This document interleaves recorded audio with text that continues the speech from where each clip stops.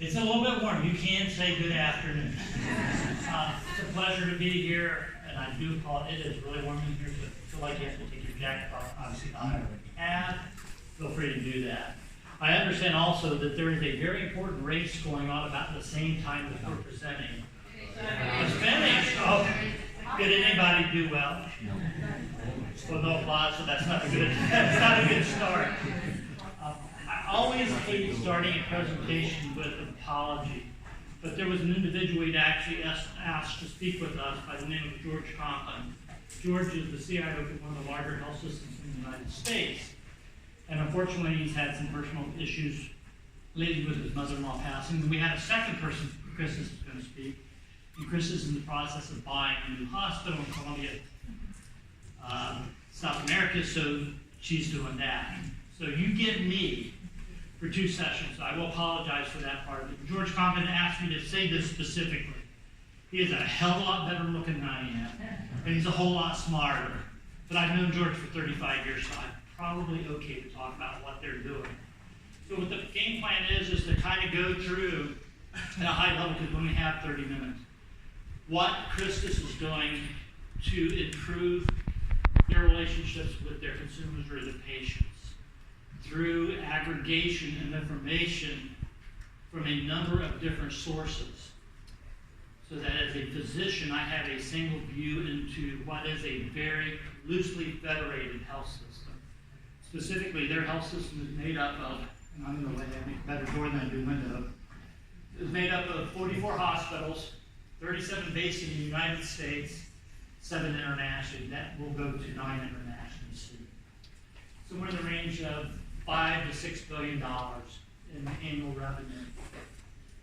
They've had 300 plus care sites, clinics, a combination of clinics, doctors' offices, emergency medical centers, emergency care centers, imaging centers, and all those things. They're a full continuum of health care across, I think it's like 22 states in the U.S.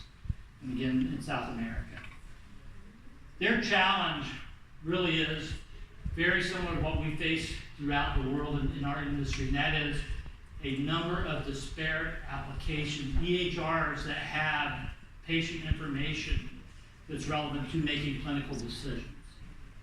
So their challenge is, how do I either aggregate that information or spend, quite frankly, we went through the analysis with them, $1.5 billion on buying a single EMR.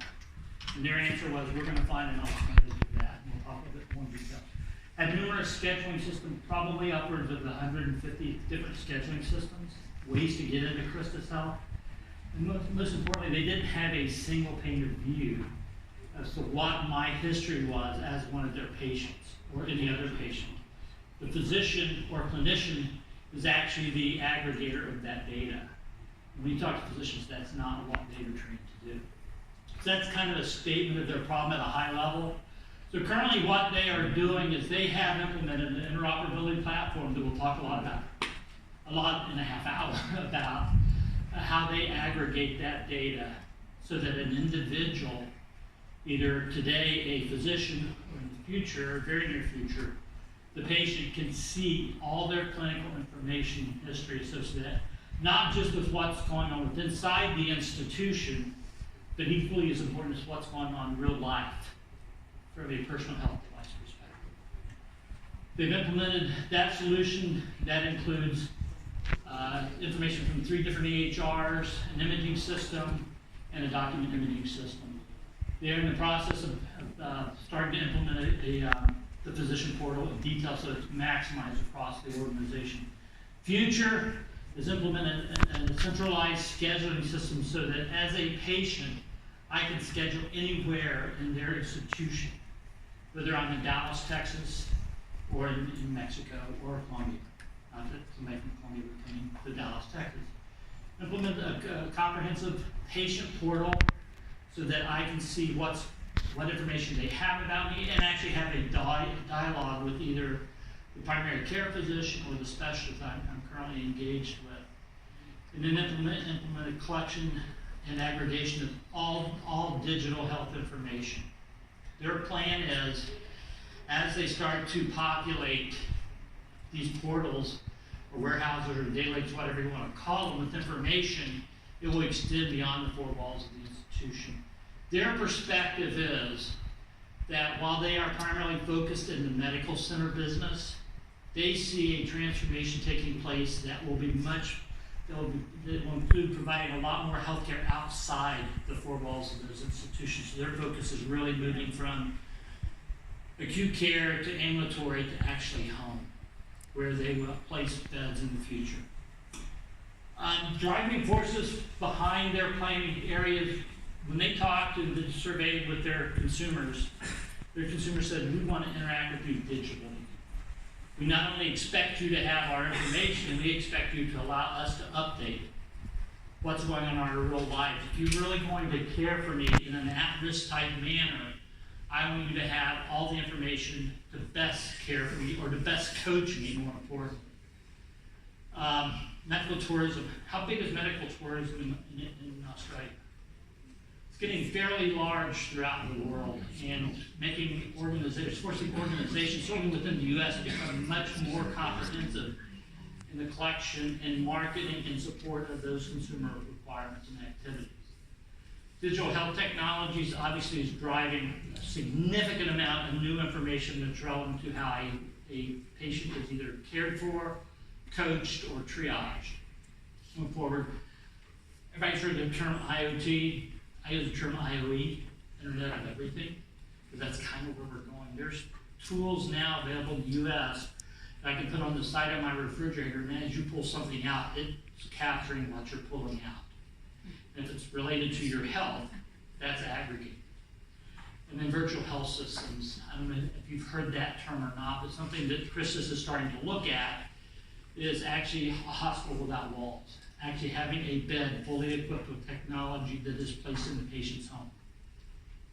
That is driving their strategy going forward around interoperability. That's so much about Christus. I'm going to do that pretty quickly. We're going to be around the next couple of days. If you want to get more detail, I'm happy to give you that. Also, George said to feel free to give you his contact information if you'd like to talk to him personally and find out how much brighter he is than I am. I actually work for HCI. I am the general manager of their global emerging solutions marketplace. My background is 47 years in healthcare. In fact, I was the CIO at Emory that designed and developed PowerChart, now chemical patterning back in the 90s. So we've done a lot. I've had an opportunity to do a lot of different things. My focus really is, and it's consistent with what Christus is doing and what Varun's going to talk about in a few minutes, is really around digital hospital design. As I said earlier, the trend in the U.S., and certainly a number of other countries I've worked with, is really focusing on e-health as a tool to improve the quality of care, reduce the cost, and optimize the interaction with the patient. And normally, if this room is smaller, I would say I would give you a bottle of wine every time I use the word patient. There's too many people in here and it becomes too costly. I really focus on individual or consumer as opposed to patient, because ultimately in the U.S. that's where we're moving. Technology, anything else associated with that is really what I focus on. If you look at this, a lot of people say you talk about consumer-centric healthcare, and the model that we've actually developed and deployed in a number of countries, and this is something that Christus is migrating toward, is the total focus on aggregation of all customer information, irrespective of source, whether it's EHR data, genomic data, wearables, any source, and any other customer information that is relevant to my health history, which would be socioeconomic, whatever it might be, is aggregated into a repository. It's analyzed, and there's a product out there called cognitive computing. If you've worked with them, it's a Watson-esque type solution. I'm not saying Watson is the right answer, but you see a lot of work being done in that area. So there's 3 or 4 really good products that you can build algorithms around to start to predict what's going to happen in my health life. The concept that we're starting to embark on, that George is starting to embark on, is as opposed to waiting for you to get sick, I'm going to establish a call center, because now I've aggregated all this data, and again, Varun's going to talk about how that's done. Aggregate all this data. I've got all these rules that I'm using to fire against that data. I can likely predict when something adversely is going to happen from a health perspective. So I'm proactively reaching out to the individual to either coach them or triage them into the appropriate site of care within the hospital organization. And we consider that a care management call center. And then if there is something that's required, we triage to the appropriate site of care, which is a big issue in the U.S. because on average, an individual, because it's so easy to go to the ER department, it's also the most expensive place to present. We're trying to effectively triage in a appropriate way. And worst cases, you go to a medical center. That's the model that they're moving forward with. I'd like to spend, and I did that on time. Make note of this. I'd like to introduce Varun, and Varun's going to actually talk about the tools that Christus and other organizations we're working with are deploying to deliver on this model. Thank you. Thank you. Really appreciate that. My name is Varun, and I'm one of the co-founders at MphRx. We're a healthcare technology company headquartered out of New York City, with offices in India, Singapore. We actually started in 2010, spent a lot of time working with health systems in the US, basically solving a lot of challenges around integrating data. And as we went through the process around 2015, we came up with an idea which ended up becoming the Minerva platform, which we'll talk to you guys about today. Minerva, at the core of it, is an open standards-based digital health and interoperability platform. That's a mouthful, but I'll try to explain what that really is. We're deployed in about 20 countries today, about 80 million patient lives, several customers across the US, as well as with our great partners. We have sites across Latin America, fairly large presence now in the UK and Europe, and we're actually pretty large in the Asian Pacific markets as well. The reason I actually talk about the Asian markets is because when it comes to consumer-centric healthcare delivery, just by way of the way that healthcare is actually delivered there and the business models are, they're actually, it's more of a need, an absolute need, than something which is kind of like a nice to have. The other thing is, when we talk about aggregating data, it's very important to also talk about data volumes and actually being able to deploy something across a larger overall space. Now, over the last 3 years, we've actually built what we call the Minerva platform. When we started off, the big question that came up was, if you really look at the overall healthcare ecosystem, right? Whether it's one hospital or a large health system, it's an integrated care delivery network, you essentially have patient data being generated across multiple systems. Within a hospital, you might have multiple EMRs, you might have specialty EMRs, different one for inpatient, a different one for ambulatory. You have diagnostic systems, financial billing systems, and so on and so forth. But the moment you go across the four walls of a hospital, you've got the community sources. You've got GPs, you've got HIEs, you've got pharmacies, you've got different kinds of touch points with the patient. You've got insurance as one touch point. And then, as John was talking about, over the last 5 to 6 years, you actually have a lot more data that today is being generated by patients themselves. We all have Apple Watches, we all have Fitbits, we have patients today are contributing more and more data to their own healthcare record. And the big challenge that we saw was that, in essence, to really drive digital transformation, the biggest challenge was all of this data lived in silos. And it becomes extremely difficult to be able to get that data together, make it meaningful, and more importantly, drive orchestrated workflows on top of it. How do you really do that in a cost-effective manner? So when we ended up building Minerva, at the core of it, what we implemented at Christus, for example, was a unified health record. Regardless of whether they have Meditech, Athena, Horizon Patient Folder, Epic, or any of these EMR systems, Minerva kind of sits as an overlay on top of all of their systems, aggregating data and creating what we call a unified clinical record. Now I would say there are two secret sauces that we kind of use, right? Anyone who's worked in the interoperability space, and I usually get killed for saying this, healthcare standards is all, I call it an oxymoron, right? Everyone says there's a healthcare standard and everyone has an own version of that. And that's actually the reality. Everyone has a different version of HL7 that they use across different vendors and so on and so forth.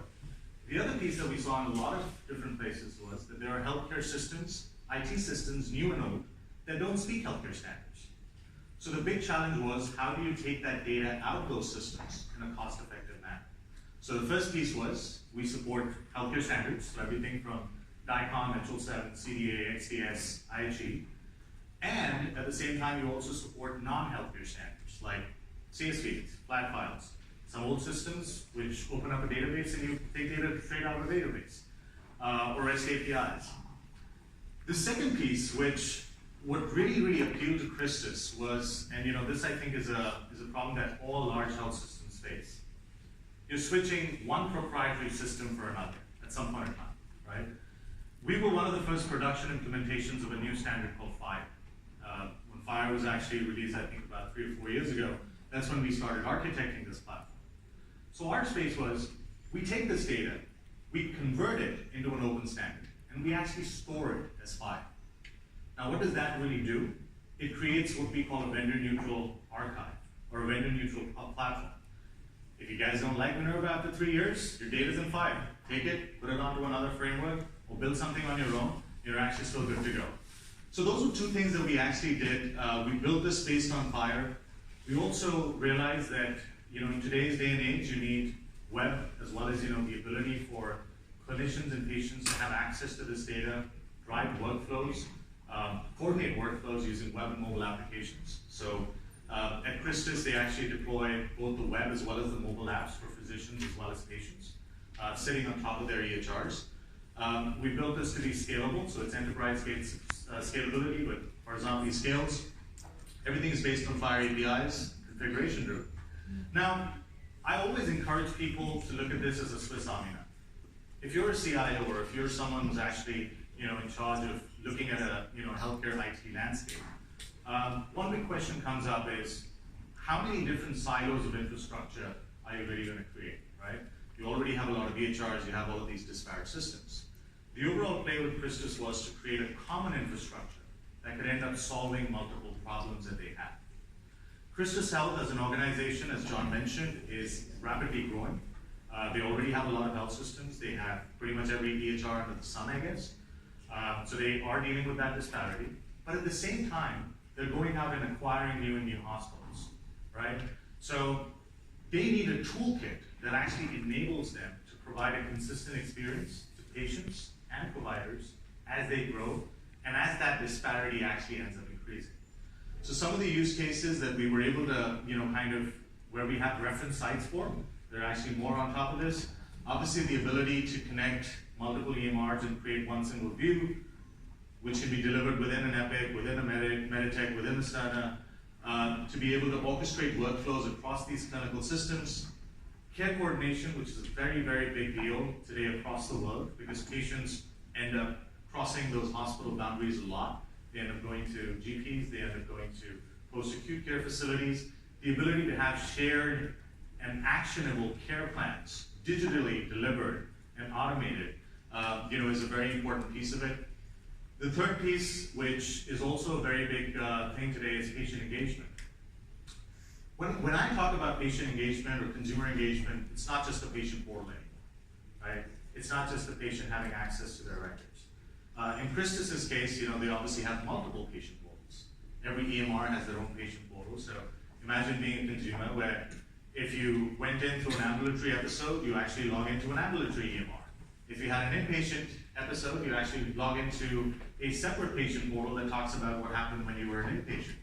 Now, when we talk about patient engagement, it's about bringing that entire experience as a health wallet to that consumer, bringing all of their records in one place, but then also bringing all of their interactions in one place. Everything from having access to what their data is, being able to manage their care pathways, being able to do scheduling, regardless of where they're being scheduled, being able to look at content, being able to look at personalized information that makes sense to them. In some way or form, just how finance, moved from you going to a bank every time you wanted to, withdraw money to actually moving to net banking. It's the same experience as actually somewhat happening in healthcare across the world. And that's what we really think about in terms of consumer engagement. Then the other piece that also is very important, with the strategy with this particular customer, is the ability to use this infrastructure to actually go beyond whatever a company like us has delivered or developed so far. So the other thing that we did was that we actually exposed all of the capabilities of the platform as open APIs. And the advantage of that is, and we've actually had a couple of customers that do that, if a customer has a great idea, they want to launch a new consumer-facing service, which is specific to them, they can build their own app on top. So this is a segue. Northwell Health, another one of our customers up in New York, they actually have been using the platform for the last few years. They're a very large lab, core lab in New York City, along with 22 hospitals. This year, they're actually launching a new service called Uber Phlebotomy, right? So the idea is, you as a patient, just like you call for an Uber, get a phlebotomist home or to your workplace to draw blood. You don't need to go to a clinic. Now that app and that experience was built using APIs on this platform. They didn't have to do a different set of connections to all their core systems all over again to support this innovation. And that's another thing which is extremely powerful. I'm actually not going to go into the architecture too much because I think it's after lunch, and yeah, I'm a geek, I can go into it, but maybe not. But I actually wanted to show you what the visuals look like for the platform as well, right? So at the end of the day, what we talked about here was having a common infrastructure, having common applications, whether a clinician is working inside their EHR or they're using it as a standalone app, whether it's someone within the hospital, whether it's someone who's actually at an external facility. Clinical users have access to a personalized view of all of that aggregated data. And that obviously shows up here in terms of being able to bring in all of the information from different systems. There are a lot of secret sauces involved in how that data is cleaner, better, and more normalized. Happy to get into more details. But at the same time, it's also about how can you present that information in a personalized view. For example, if you're a cardiologist and you're actually logging in, you might want to see, along with all of your patient records, time and therapeutic range for all of their anticoagulant patients. Right? That's a metric that should automatically pop up. You don't need to go to 10 different systems to get that data. Being able to personalize that dashboard is something which we found to be extremely important as well. Now, because of the openness of this mechanism, Christus and all of our other customers, they're actually building their own widgets to put out metrics, apps that actually make sense to their own workflows, rather than only having to take, standard off-the-shelf stuff. You've got chronological views because it's all structured data, being able to trend it. It's all zero installed, so no Java, ActiveX, Flash, or anything. The apps are white labeled for the health systems. You go online and you actually search for us on the App Store, you'll see a lot of our customers. The apps look like they're theirs, but they're actually brand labeled and white labeled for them. The ability to support medical imaging, as part of that view, being able to deliver actual analytics and metrics that a health system develops. One of the biggest challenges always with data analytics is getting that information in a contextual manner back to the users. And we've actually tried to create a framework where all of the hard work that you guys do around data integration and data analytics ends up being delivered contextually to the end users. The ability to basically support multidisciplinary team meetings, audio-video conferencing. These are all tools that were built into the framework. Being able to send questionnaires, do a lot of the patient engagement stuff. Managing care plans as not just plain documents, but essentially task-based automated workflows. Being able to also integrate the overall experience within EHRs. So if you're a physician that's actually working in an EHR and you have access to one piece of information, you're not logging off and dialing into another system to basically look at the unified record. It's embedded within the overall frame. Now on the patient side, the experience is very similar, but at the end of the day, patients having access to their control, their data, being able to manage their family members' data, being able to do a wide variety of things, both on the web and the mobile side, from access to data to scheduling, and also automating the entire scheduling process as well. So if a patient goes out and actually looks, by himself or herself in terms of where he'd like to actually have an appointment, being able to get all the information about the appointment, getting the content around it, Google Maps directions, questionnaires and so on and so forth, everything kind of automated. The same thing on the mobile side as well. So I just wanted to give you a picture speaks more than 1,000 words, so I just wanted to give you a few visuals in terms of what this actually looks like in production. And with that, I think I just have a couple of minutes left. And I'll just say that our overall philosophy and what's really worked here, specifically with Christus as a large growing organization, where the reality is that they're never ever going to be in a situation where all of their systems belong to one vendor. And if you've heard of that before, that's a similar problem and a similar predicament that a lot of these health systems have. And the reason why Christus actually chose to go with this approach was specifically to keep it open standards based. To not just basically, again, be locked in with another vendor, but actually open it up, create an infrastructure on top of which they can build their future models of healthcare as well. With that, thank you so much, really appreciate it. And one quick note, I saw a lot of people taking notes or taking pictures. If you'd like a copy of this presentation, let Connie, where are you? Let Connie know and she will make sure you get a copy. Or is it available? It will be available. Okay, great. okay, perfect. You And say that at the end after you've taken all the pictures. yeah, we're going to be at booth number 420. Please, happy to have a chat if anyone. Is there any questions?